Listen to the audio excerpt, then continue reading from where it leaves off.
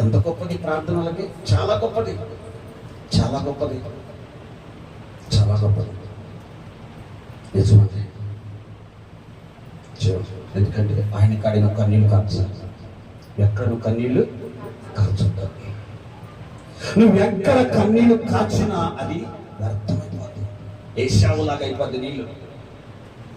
అందుకే వృధాగా మన కన్నీళ్ళు కార్చొద్దు. ఒక ఆయన బైబిల్లో ఉన్నాడు, రాత్రి మగలు ఆయన నా తల జలమయంగా మారిపోయినాడు. ఒక ఆయన రాత్రి మగలు నా తల జలమయంగా మారిపోయింది. ప్రభువా, నా కుటుంబ ప్రజల గురించి, నా కుటుంబ కొరకు, నా జీవితం కొరకు, ఇదిగో నా బిడ్డల కొరకు నేను ప్రార్థన చేస్తున్నప్పుడు నా తల జలమయంగా మారిపోయింది ప్రభువా అంటున్నాడు. ఈరోజు జలమయంగా మారుతుంది ఎక్కడ? మహాలక్ష్మి మా ఊరి